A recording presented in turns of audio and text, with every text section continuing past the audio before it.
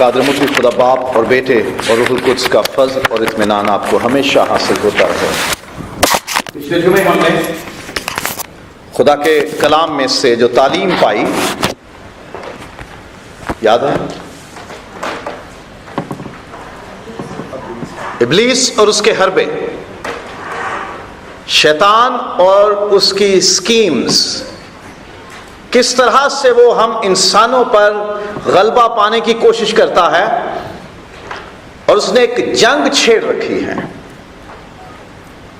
وہ آرام سے نہیں بیٹھتا، وہ بڑے جوش میں نکلا ہوا ہے، بڑے غصے میں نکلا ہوا ہے، بفرا ہوا ہے، دھاڑنے والے ببر کی طرح، شیر کی طرح اس گھات میں ہے کہ کوئی اسے مل جائے اور وہ اسے پھاڑ کھائے۔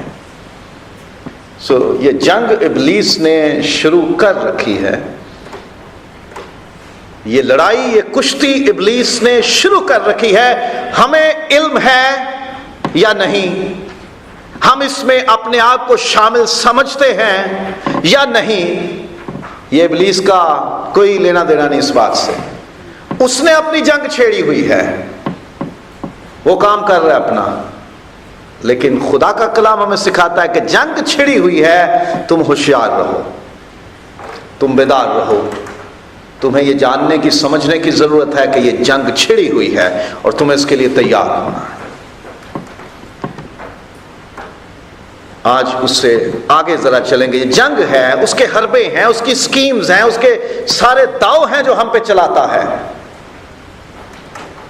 اس جنگ کو خدا کیسے دیکھتا ہے اور کیسے چاہتا ہے کہ ہم اسے لڑیں؟ خدا اور جنگ ہے جو ابلیس نے چھیڑ رکھی ہے۔ یہ جنگ ہے جس میں ہم سب شامل ہیں۔ ہمیں اس جنگ میں کیا کردار ادا کرنا ہے، کیسے لڑنا ہے اور کیسے کامیاب ہونا ہے۔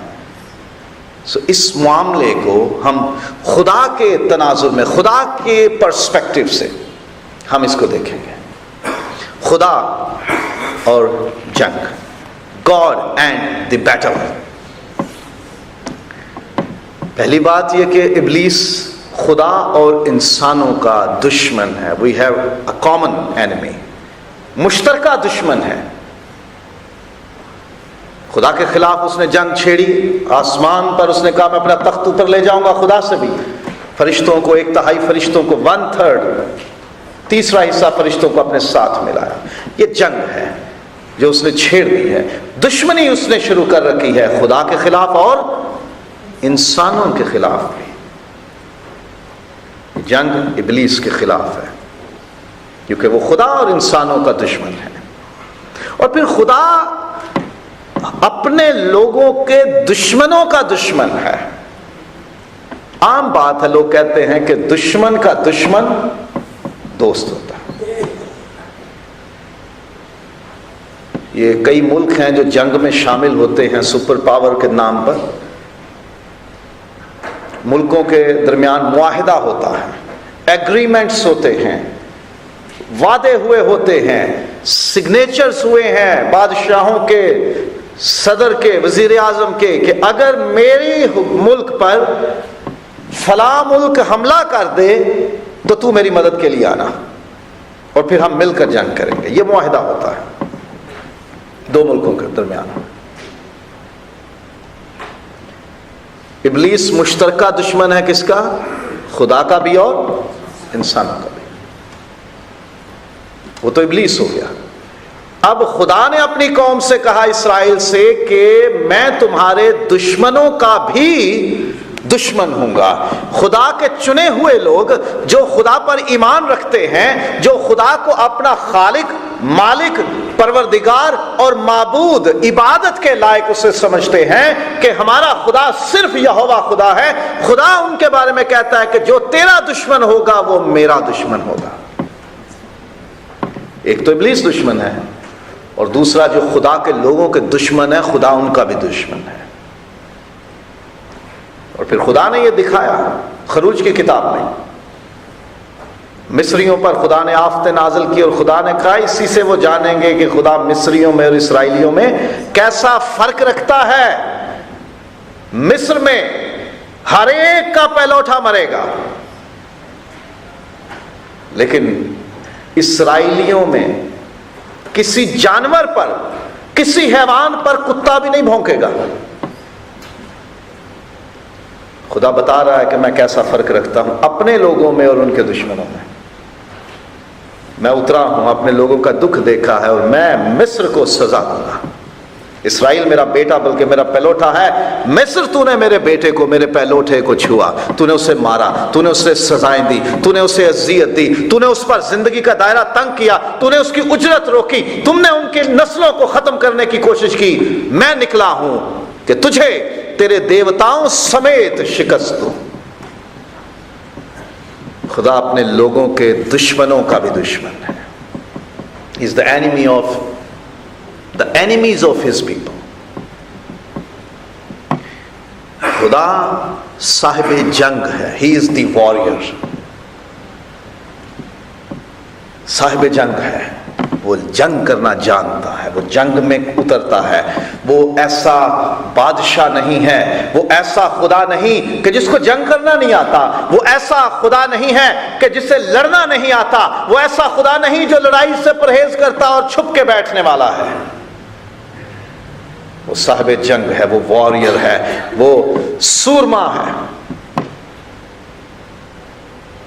اسے لڑنا آتا ہے۔ مکاشفہ میں لکھا ہے کہ وہ اپنے دشمنوں سے جنگ کرنے کے لیے اپنے لشکروں کے ساتھ نکلتا ہے، جنگ کرنے کے لیے، لڑائی کرنے کے لیے۔ پہلی بار خدا کا بیٹا اس دنیا میں آیا کیا بن کے؟ برہ بن کے، لیمب آف گاڈ بن کے، خدا کا برہ بن کے آیا، بھیڑ کی طرح، برے کی طرح، چپ، خاموش، اپنے ستانے والوں کے سامنے نہیں بولا۔ لیکن اب جب وہ آ رہا ہے دوسری بار، دوسری آمد میں، تو وہ گھوڑے پر بیٹھ کر بادشاہوں کا بادشاہ، خداوندوں کا خداوند ہو کر، کہ جس کے منہ سے دو دھاری تلوار نکلتی ہے، وہ اپنے دشمنوں کو کاٹنے کے لیے، ان کو بھسم کرنے کے لیے، ان کو مارنے کے لیے آ رہا ہے۔ اور تسلونیکیوں کے خط میں لکھا ہے کہ اس کی آمد کی تجلی سے، اس کی آمد کے نور سے، with the lightning of his coming، جب وہ آئے گا تو اس کی آمد کا جو نور ہوگا اسی سے دشمن نیست ہو جائے گا، اسے ہاتھ تو ہلانا ہی نہیں پڑے گا۔ اس کا نور اتنا ہے، اس کی آمد کا نور اتنا ہے کہ دشمن نیست ہو جائے گا۔ خداوند صاحب جنگ ہے، he is the warrior۔ ابلیس ہے یا انسان ہیں جو ابلیس کے شکنجے میں آئے ہوئے ہیں، خدا کے دشمن ہیں یا خدا کی قوم کے دشمن ہیں، وہ جان لیں کہ خدا صاحب جنگ ہے۔ وہ جنگ کرنا جانتا ہے، وہ صرف جنگ کرنا جانتا نہیں، بتھیرے ایسے خدا کے لوگ بیٹھے ہوتے ہیں عبادت میں جن کو کوئی ساز بجانا آتا ہے، بجانے آگے نہیں آتے، جو گیت گانا جانتے ہیں ان کو توفیق نہیں ہوتی کہ چلو ہم بھی زبان کھول لیں، دعا کرنا آتا ہے دعا نہیں کرتے، کلام پڑھنا آتا ہے کلام پڑھتے نہیں، آتا سب کچھ ہے کرتے نہیں۔ خدا ایسا نہیں کہ جسے جنگ کرنی آتی ہے لیکن کرتا نہیں۔ خدا حجرے میں نہیں بیٹھتا، خدا چھپ کے نہیں بیٹھتا، خدا میدان میں اترتا ہے، وہ اپنے لوگوں کی طرف سے جنگ لڑتا ہے۔ وہ صرف اپنی جنگ نہیں لڑتا، وہ صرف اپنے دشمن سے لڑائی نہیں کرتا کہ میں ابلیس کے خلاف لڑائی کر رہا ہوں۔ خدا جب صاحب جنگ ہے وہ اپنے لوگوں کی طرف سے بھی لڑتا ہے۔ جو تیرا دشمن وہ میرا دشمن، جو تجھ پر لعنت کرے گا میں اس پر لعنت کروں گا، جس کا ہاتھ تیرے خلاف اٹھے گا میں اس کے ہاتھ توڑ دوں گا، جو آنکھ تیری طرف اٹھے گی میں اسے جھکا دوں گا، جو زبان تیرے خلاف اٹھے گی میں اسے رد کر دوں گا، جو خیال تیرے خلاف اٹھے گا میں اسے نیست کر دوں گا۔ خدا اپنے لوگوں کی طرف سے جنگ کرتا ہے، وہ صاحب جنگ ہے، اسے جنگ کرنا آتا ہے، وہ چھپ کے نہیں رہتا، وہ اندر نہیں بیٹھتا، وہ خاموش نہیں بیٹھتا، جب ضرورت پڑتی ہے وہ جنگ کے لیے آگے ہوتا ہے، اپنے لوگوں کی طرف سے جنگ لڑتا ہے۔ خروج 14 باب اور 14ویں آیت، موسیٰ نے کہا کہ خدا تمہاری طرف سے ہو کر جنگ لڑے گا، تمہیں مصریوں سے لڑنا نہیں پڑے گا۔ یشوع 23واں باب اور 3 آیت پر یشوع نے تصدیق کی اس بات کی کہ خدا تمہاری طرف سے ہو کر لڑا، اس نے جنگ کی، تم نے کچھ نہیں کیا۔ مصریوں پر تو اسرائیلیوں نے ایک پتھر بھی نہیں پھینکا تھا، ایک نعرہ بھی بلند نہیں کیا تھا کہ گو گو، ایک تیر نہیں پھینکا تھا، ایک بھالا نہیں پھینکا تھا، ایک تلوار کا وار نہیں کیا تھا، بلکہ کیا موسیٰ کی معرفت کہا کہ خدا تمہاری طرف سے جنگ کرے گا۔ ہماری جنگیں بھی خدا کرنے کے لیے تیار ہوتا ہے، وہ ہر وقت تیار ہے کہ میں تیرے دشمنوں کا دشمن ہوں، تو خاموش رہے گا، میں لڑوں گا۔ 2 سموئیل 5واں باب اور 24ویں آیت، خدا لڑے گا اپنے لوگوں کے لیے، جو اس کی قوم پر چڑھائی کریں گے خدا ان پر چڑھائی کرے گا، ان کے خلاف کھڑا ہوگا۔ جب داؤد نکلتا ہے، 2 سموئیل 5واں باب اور 24ویں آیت، داؤد جنگ کے لیے نکلتا ہے، خدا سے مدد مانگتا ہے۔ خدا نے کہا جب تو توت کے درختوں کی پھنگیوں پر، اوپر کے پتوں پر، اوپر کی ٹہنیوں پر، توت کے درختوں کی پھنگیوں پر فوج کے چلنے کی آواز سنیں۔ انسانی فوج زمین پہ چلتی ہے، اس وقت ایئر کرافٹ نہیں تھے، اس وقت ہوائی جہاز نہیں تھے، اس وقت پیراشوٹ نہیں تھے، اس وقت ڈرون نہیں تھے، اس وقت ہوا میں اڑنے والی کوئی چیز موجود نہیں تھی۔ خدا نے کہا کہ جب تو توت کے درختوں کی پھنگیوں پر فوج کے چلنے کی آواز سنے تو سمجھ لینا خداوند تیرے آگے جنگ کرنے کو نکل چکا ہے، تو تب حملہ آور ہونا، میں پہلے جاتا جاؤں گا، میری فوج، میرے لشکر، میرے آتشی رتھ توت کے درختوں کی پھنگیوں کو چھو کر گزریں گے، تجھے بتانے کے لیے کہ میں نکل چکا ہوں۔ خاموشی سے بھی خدا کام کر سکتا ہے۔ الیشا کے زمانے میں یہ ہوا کہ اس کو پکڑنے کے لیے آئے، اس کا گھر پہاڑ کی چوٹی پہ ہے، پورے پہاڑ کو دشمن کی فوج نے گھیر لیا۔ خادم اٹھا، کھڑکی سے دیکھا، کیا ہوا؟ بھئی فوج ہی فوج اکٹھی ہے۔ استاد اٹھ، ہم گھیرے گئے ہیں۔ کہا چپ رہ، میں جانتا ہوں۔ خداوند تو اس کی آنکھیں کھول، یہ دیکھ سکے۔ الیشا کے خادم کی آنکھیں خدا نے کھولی، روحانی آنکھیں۔ جو الیشا اپنے کمرے میں، اپنے گھر میں اپنی بند آنکھوں سے دیکھ رہا تھا، وہ کھلی آنکھوں سے اس کا شاگرد نہیں دیکھ رہا تھا۔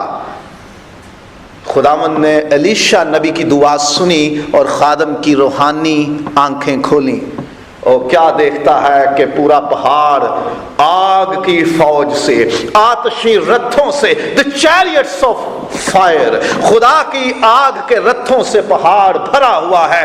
اور الیشا نے کہا ہمارے ساتھ جو ہیں وہ ان سے بہت زیادہ ہیں۔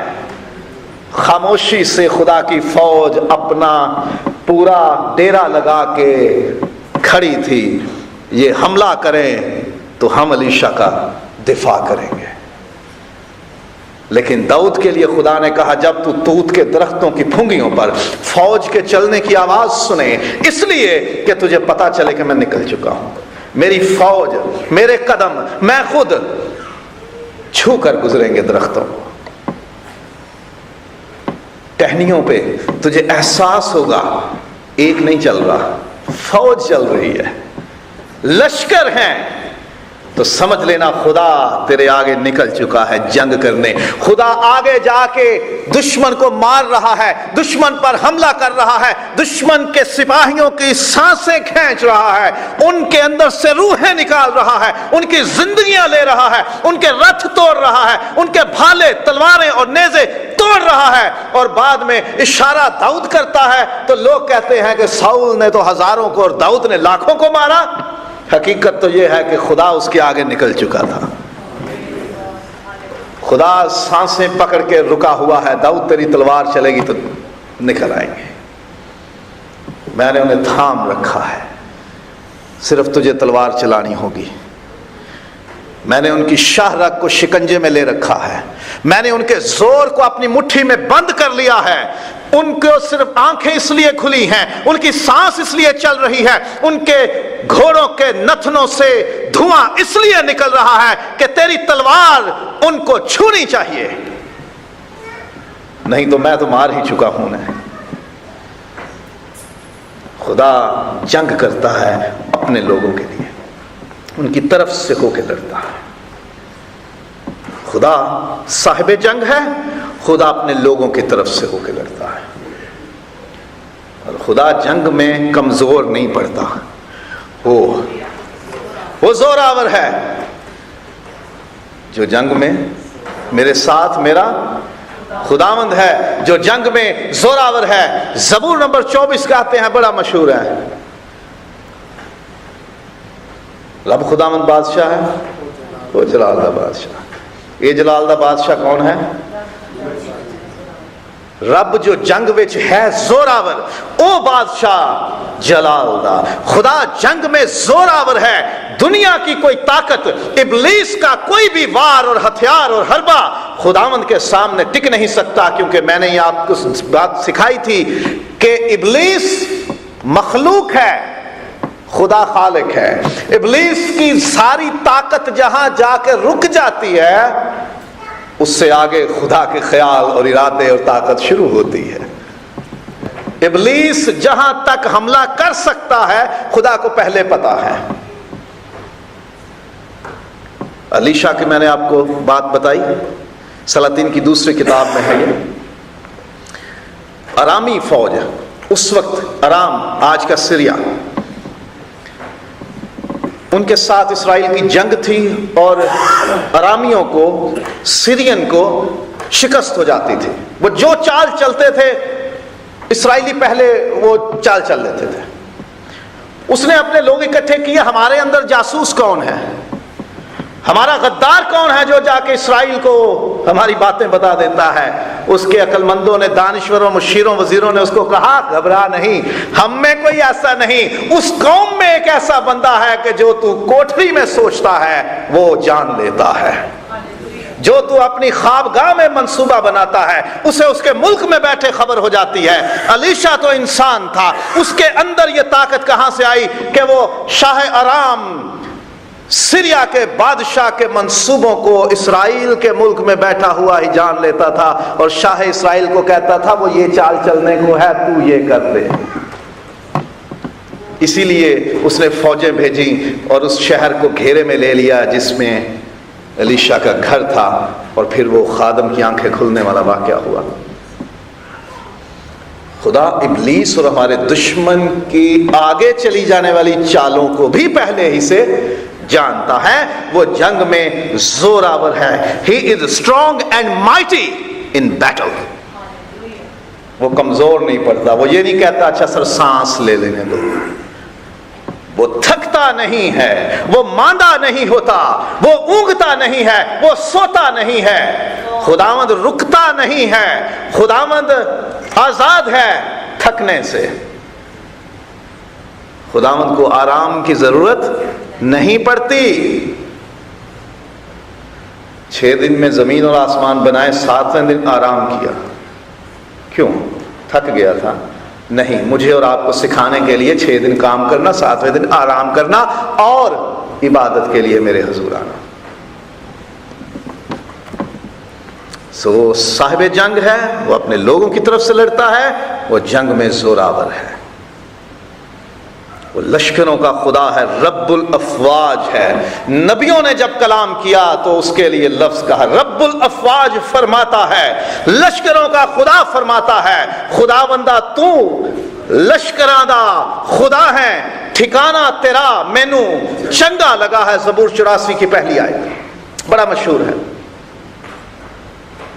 سموئیل کی پہلی کتاب ہے، باب نمبر 17 ہے اور آیت نمبر 45، میں لشکروں کے خدا اسرائیل کے خدا کے نام سے تیرے مقابلے میں آتا ہوں. تو تلوار اور لاٹھی اور بھالا اور تمام طرح کے اپنے سامان حرب یعنی ویپنز ہتھیار لے کر آ رہا ہے. ایک لڑکے نے جاتی جولیت کو پکارا اور کہا تو تلوار اور بھالا لے کر آتا ہے، لیکن میں اسرائیل کے خدا، لشکروں کے خدا کے نام سے تیرے مقابلے میں آتا ہوں. اس کے لشکر ہیں، وہ اکیلا ایسا ہے کہ اس کی روشنی سے سب کچھ ختم ہو جاتا ہے، تو بھی اس نے لشکر بنائے ہوئے ہیں. آسمان پر اس کا لشکر ہے، فرشتے ہیں. مکاشفہ 12 باب میں 7ویں آیت میں میکائیل اس کے لشکروں کا سردار ہے، وہ سپہ سالار ہے. ہی از دا کمانڈر آف ہز آرمیز، اس کے ہوسٹس کا، اس کے لشکروں کا وہ سالار ہے، آرمی چیف ہے. وہ نکلتا ہے جنگ کرنے کے لیے. موسیٰ کی لاش پہ بھی جھگڑا ہوا. ابلیس چاہتا تھا بنی اسرائیل قوم اس کو دفن خود کریں اور ایک مزار بن جائے، آستانہ بن جائے، ایک ٹومب بن جائے، شرائن بن جائے، مقبرہ بن جائے، اور اسرائیلی اس کو پوجنا شروع کر دیں کیونکہ اس کے ہاتھ سے معجزے ایسے ہوئے ہیں.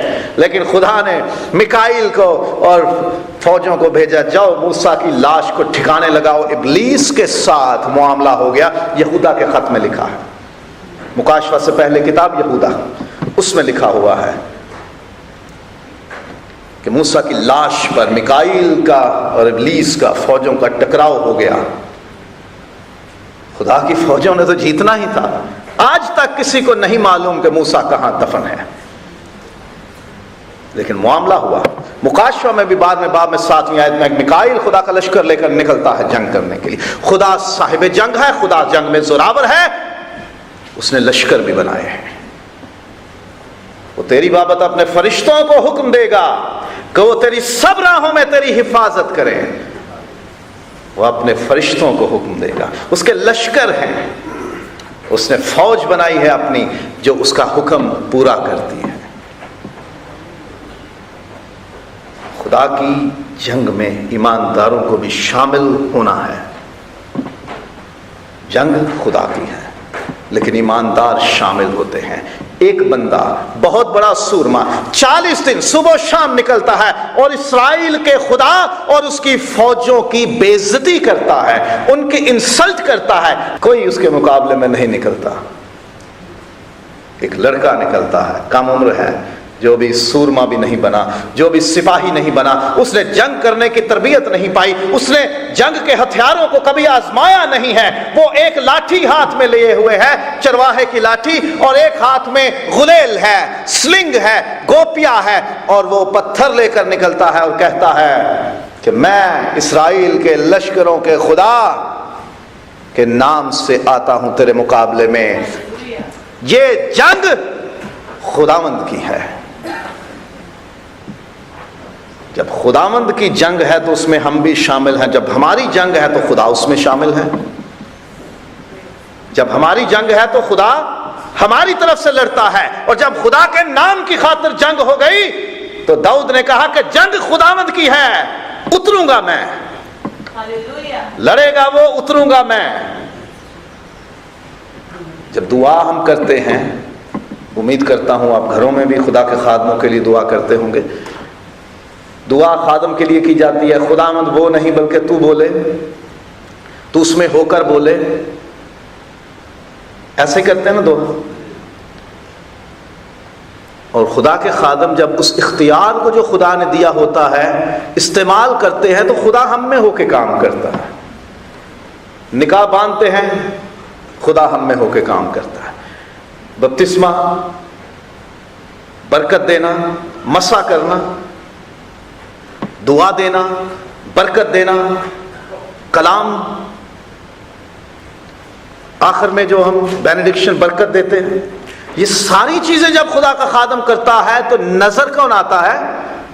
انسان. لیکن کام کون کر رہا ہے؟ خدا. جب جنگ خدا کے نام کی ہو گئی، خدا کی عزت کی ہو گئی، تو داؤد نے کہا اتروں گا میں، لیکن جنگ تو خداوند کی ہے، میری نہیں ہے، یہ خداوند کی ہے. یہ کام جو میں کرتا ہوں میرا نہیں ہے. उतरता मैं हूं, खड़ा मैं होता हूं, आवाज मेरी होती है, लेकिन अल्फाज और कुव्वत और तासीर और बरकत और कुदरत खुदा की होती है। जब जंग हमारी है तो खुदा बीच में आ जाता है, हमारी तरफ से लड़ता है, और जब खुदा के नाम की जंग है तो फिर हमें उतरना होता है बीच में, क्योंकि जंग खुदा की है। ये जंग हमारी भी हो जाती है, क्योंकि इब्लीस और उसकी कुव्वतों के खिलाफ जो जंग है वो सिर्फ खुदा की नहीं है, हमारी भी है। क्योंकि हमारा मुखालिफ, हमारा दुश्मन, हमारा जो ओपोनेंट है, हमारे खिलाफ काम करने वाला, हमें गिराने वाला, हमें शिकार करने की ख्वाहिश रखने वाला इब्लीस गरजने वाले बब्बर की तरह निकला है कि फाड़ खाए। वो हमारे खिलाफ निकला है। उसने हव्वा को, आदम को शिकार किया। उसने तब से लेकर आज तक जितने इंसान पैदा हो चुके हैं उन पर भी, और आइंदा जो पैदा होंगे उन पर भी वो वार करता है कि मैं इन्हें अपने पीछे लगा लूं, मैं अपनी कैद में ले लूं, मैं अपनी फौज में शामिल कर लूं, मैं इनको गिरा दूं। तो ये जंग सिर्फ खुदा की नहीं है, हमारी अपनी जंग है, हमारी जंग है, हमारी रूहों की जंग है, हमारी जिंदगियों की जंग है, हमारी आखिरत की जंग है, हमारी आने वाली जिंदगी की जंग है, हमारे ईमान की जंग है, हमारे अकीदे की जंग है। सो जो जंग इब्लीस के साथ और उसकी कुव्वतों के साथ है वो सिर्फ खुदा की नहीं है, वो हमारी अपनी जंग है। इसको अपनी जंग समझ के लड़ना है कि ये मेरी जंग है, ये मेरे खिलाफ है। खुदा अपने लोगों को जंग करना सिखाता है। हम कहते हैं खुदावंद मैं कमजोर हूं, मैं अपने आप को तेरे सुपुर्द करता हूं। दाऊद ने ऐसा किया, वो हमेशा ऐसा करता था, अपने आप को खुदा में छुपा देता था। देख मेरे खिलाफ जो उठे हैं बहुत हैं, लेकिन मैं तुझ में पनाह लेता हूं, मैं अपने आप को तुझ में छुपा देता हूं, मैं तेरी ताकत से निकलता हूं।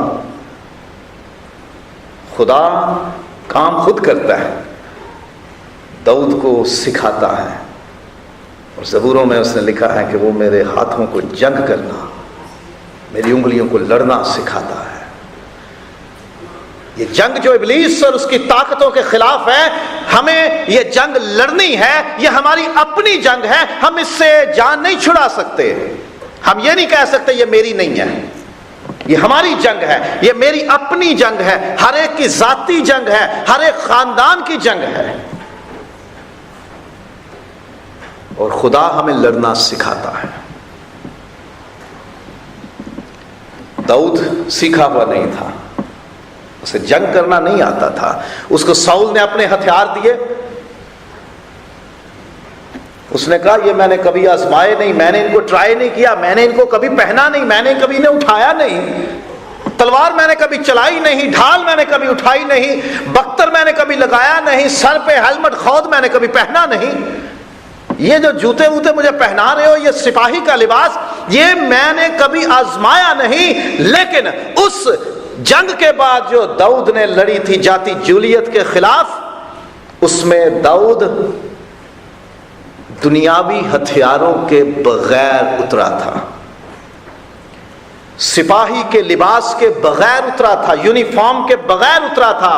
खुदा ने उस पत्थर में, खुदा ने दाऊद की उस गुलेल, इस गोपिया में, उस स्लिंग में, खुदा ने दाऊद के बाजुओं में, खुदा ने दाऊद के निशाने में अपनी ताकत शामिल कर दी थी, नहीं तो उस पत्थर की क्या हस्ती थी। खुदा हमें जंग करना सिखाता है। हम जो कुछ हैं, जब हम जंग में उतर आते हैं, जब हम खुदा का नाम लेकर इस रूहानी जंग में, इब्लीस और उसकी ताकतों के खिलाफ जंग में उतर आते हैं, जो कुछ भी हमारे पास है खुदा के सामने पेश कर दो। मैं जो हूं, मैं हाजिर हूं, ये जंग तेरी है। खुदा हमें जंग करना सिखा देता है। वो हमारे बाजुओं को, वो हमारे गुलेल को, वो हमारे पत्थर को मिसाइल से ज्यादा کارآمد بنا دیتا ہے، وہ بھالے اور تیر سے زیادہ اسے زوراور کر دیتا ہے، مہلک کر دیتا ہے، دشمن کو ہلاک کرنے والا بنا دیتا ہے۔ وہ ہمیں جنگ کرنا سکھاتا ہے۔ اگر ہمیں جنگ کرنا نہیں آتا ابلیس کے خلاف تو گھبرائے نہیں، خدا صاحب جنگ ہے، وہ جنگ میں زوراور ہے، وہ لشکروں کا خدا ہے، وہ ہمیں جنگ کرنا سکھا دیتا ہے۔ صرف پیش ہونا ہے۔ یہاں BDF میں بھائی نظر آ رہے ہیں مجھے، جیش میں، بحرین کی ڈیفنس فورسز میں، پاکستان اور انڈیا کی ملٹریز میں ہر کوئی جا کے نہیں لڑ سکتا۔ ٹریننگ کس کو ملتی ہے؟ جو اپنے آپ کو پیش کرتا ہے، اپلائی کرتا ہے، درخواست دیتا ہے کہ میں اپنے ملک کی فوج میں شامل ہونا چاہتا ہوں۔ گھر بیٹھے بندے کو کوئی نہیں بلاتا، آؤ جی پلیز میں آپ کو فوجی بنا دوں، نہیں، پیش کرنا پڑتا ہے، جان ہتھیلی پہ رکھنی پڑتی ہے کہ میں مارا بھی گیا تو پرواہ نہیں، میں لڑوں گا۔ اور یہ یاد رکھیے، خداوند کی اس جنگ میں، ابلیس کے خلاف جنگ میں، آپ کو پہلے ہی پتا ہے کہ آپ مارے نہیں جاؤ گے، شکست نہیں ہوگی۔ ابلیس جانتا ہے کہ میرا وقت تھوڑا ہے، وہ جانتا ہے کہ خدا نے ایوب کے چاروں طرف اپنی باڑ لگا رکھی ہے، میں اسے چھو نہیں سکتا۔ اس جنگ میں جب ہم اتر جاتے ہیں تو یہ مت دل میں رکھنا کہ مر جاؤں گا میرا کیا بنے گا۔ ابلیس کے خلاف جنگ میں ہماری فتح یقینی ہے۔ بین ہر مووی کسی نے دیکھی ہو، ایک بہت پرانی کہانی خداوند یسوع مسیح کے زندگی کے قریب ہونے والے واقعات پر بنائی گئی۔ بین ہر مووی ایک انگریزوں نے بنائی، اس میں ایک زبردست سین بنایا ہے گھوڑوں کی دوڑ کا، رتھوں کی دوڑ ہے۔ اس میں جو ہیرو ہے جس نے بین ہر کا کردار ادا کیا ہے، یہودی نوجوان کا، اس نے ریس لڑنی ہے۔ اب وہ زمانہ ہے کہ جب کمپیوٹر پہ فلمیں نہیں بنتی تھیں کہ جی ہیرو بیٹھا ہوا ہے اپنے گھر میں اور اس کو دکھا دیا کہ اتنی بڑی اس نے جناب جنگ لڑ لی ہے اکیلے ہی۔ کمپیوٹر پہ نہیں بنتی تھی، سارے سین اوریجنل ہوتے تھے۔ اب وہ اتنی بڑی دوڑ دوڑانی ہے اور ہیرو کہہ رہا ہے کہ یہ دوڑ میں کیسے جیتوں گا، کیونکہ فلم میں دکھانا کہ ہیرو جیت گیا۔ ایک بار، دو بار، تین بار ٹرائی ہوئی، ہیرو نہیں آگے نکل رہا، رتھ لے کے، گھوڑے لے کے۔ ہیرو نے ڈائریکٹر سے کہا کہ یہ سین تبدیل کر لے یا کسی اور سے کرا لے، مجھے نہیں لگتا میں جیتوں گا، کیونکہ دوسرے اتنے سارے گھوڑے اور رتھ ہیں وہ آگے نکل جاتے ہیں اور مجھے یہ دوڑانا نہیں آتا۔ ڈائریکٹر نے اسے کہا میں اس فلم کا ڈائریکٹر ہوں، مجھے پتا ہے میں نے جسے جتوانا ہے، تو دوڑ، میں گارنٹی دیتا ہوں تو ہی فاتح ہے، میں سب کو پیچھے کر دوں گا، تجھے آگے کر دوں۔ خدا جب ہمیں اس جنگ میں آتے دیکھتا ہے تو وہ جنگ کرنا سکھاتا ہے اور ساتھ ہی کہتا ہے میں تمہیں فاتح ٹھہراتا ہوں، میں تمہیں دم نہیں بلکہ سر ٹھہراتا ہوں، میں تمہیں سر بلند کرتا ہوں، میں تمہیں وہ صحرا دوں گا جو مرجھانے والا نہیں ہے۔ وہ ہمیں فتح سے بھر کے غلبہ دیتا ہے۔ ابلیس کا مقابلہ کرو تو وہ تم سے بھاگ جائے گا، کیونکہ وہ جانتا ہے کہ اس کا وقت تھوڑا ہے۔ ہم جیتے ہوئے لوگ ہیں، اس جنگ میں اترے، ہم جیتے ہوئے ہیں، گھبرانے کی ضرورت نہیں۔ وہ ہمیں جنگ کرنا سکھاتا ہے، سکھا دیتا ہے وہ جنگ کرنا، اور فتح یقینی ہے۔ خدا ہمیں سکھاتا ہی نہیں، اپنے ہتھیار بھی دیتا ہے، جس ہتھیار سے خود لڑتا ہے وہی ہتھیار ہمیں دے دیتا ہے۔ داؤد نے تو کہا کہ ساؤل تیرے ہتھیار میں نے آزمائے نہیں، یہ میں نے کبھی استعمال نہیں کیے، یہ بہت بھاری ہیں مجھ سے، کیونکہ ساؤل پورے اسرائیل میں سب سے زیادہ قداور تھا، آصف جوزف کی طرح ہماری کلیسیا میں سب سے زیادہ بلند قد تھا ساؤل کا، پوری قوم میں اس کے جیسا کوئی نہیں تھا۔ تو اس کا ہیلمٹ بھی اسی طرح بڑا عام لوگوں سے، اس کا سینہ بند بھی بڑا عام لوگوں سے، اس کے جوتے بھی بڑے عام لوگوں سے، اس کی تلوار بھی لمبی عام لوگوں سے، اس کی ڈھال بھی بڑی عام لوگوں سے۔ تو داؤد تو ابھی لڑکا ہے، اس نے تو آزمایا ہی نہیں کچھ بھی۔ خدا ہمیں اپنے ہتھیار دیتا ہے کہ تم یہ ہتھیار لے لو، میں تمہیں اپنے ہتھیار آفر کرتا ہوں، وہ ہتھیار جو خدا کے آزمائے ہوئے ہیں، وہ اوزار جو خدا نے خود آزما رکھے ہیں، وہ ویپنز، وہ ٹولز جو خدا نے خود تیار کر رکھے ہیں۔ تمہارے تیروں، تلواروں، بھالوں، برچھیوں سے دشمن نہیں ہارنے والا۔ ہم گھر میں بیٹھ کے کچھ ماچس کی تیلیاں توڑ کے، کچھ بارود تیار کر کے تو دشمن ملک سے جنگ نہیں کر سکتے۔ خواتین کے ہتھیار پتہ کون کون سے ہوتے ہیں؟ ٹھیک ہے، ڈوئی، چمٹا، کھمخیر، کفگیر جسے بولتے ہیں، ٹھیک ہے، بیلنا، یہ عورتوں کے ہتھیار ہیں۔ اور سب سے خطرناک سے بچ کے رہنا، جھاڑو، ٹھیک ہے، یہ عورتوں کے ہتھیار ہیں۔ اور آدمیوں کے کیا کہیں جو گھروں میں ہوتے ہیں؟ ڈانگ، ڈنڈا، سوٹا۔ بڑی سے بڑی بات ہے، کسی نے کلہاڑی رکھی ہوئی ہے گھر میں، اگر گھر میں بھینس سے جانور رکھے ہوئے ہیں تو چارہ کاٹنے والا ٹوکا ذہن میں آئے گا، گنڈا سے، ٹھیک ہے، یہ مردوں کے ہتھیار ہیں۔ اب اگر دور دشمن کھڑا ہے تو کیا کریں گے؟ ڈانگ سوٹا پھینک کے دیکھ لو، اس تک پہنچے گا ہی نہیں، ٹھیک ہے۔ اب ماؤں کے تو اوزار جو ہیں جو وہ بچوں پہ استعمال کرتی ہیں، وہ تو دروازے پہ جا لگتے ہیں، لڑکے کو تو لگتا ہی نہیں، ایک تو وہ جان بوجھ کے نہیں مارنا چاہتی اسے، ٹھیک ہے۔ اب میرے لڑکے کو لگ گیا تو کیا ہوگا؟ ایک تو جان بوجھ کے نہیں مارتی، دوسرا اتنی طاقت نہیں ہوتی۔ آدمی دور کھڑے ہوئے دشمن کو ڈانگ سوٹے کے ساتھ، کلہاڑی کے ساتھ نہیں مار سکتا۔ اس کے لیے علاج کیا نکلا؟ جرمنوں نے اور رشینز نے اور امریکنز نے اور برٹشرز نے کیا بنائی؟ بندوقیں، دور سے ڈس، چلو جی دشمن فارغ۔ ہتھیار تبدیل، جنگ کرنی ہے انڈیا کے ساتھ پاکستان نے انڈیا کے ساتھ، تو وہ عورتیں چکلے بیلنے اور ڈوئیاں لے کر نہیں لڑ سکتے۔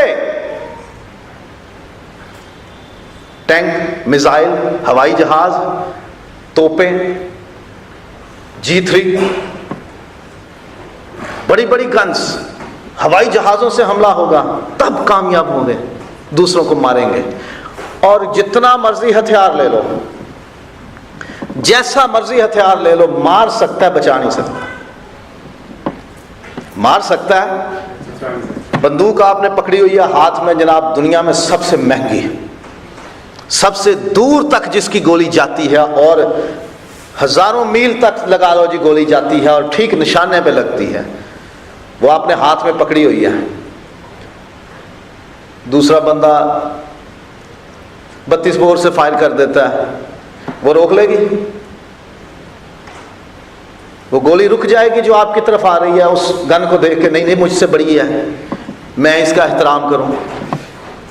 نہیں رکے گی، وہ آپ کے جسم کے اندر گھس جائے گی۔ وہ بندوق وہ آپ کا دفاع نہیں کر سکتی۔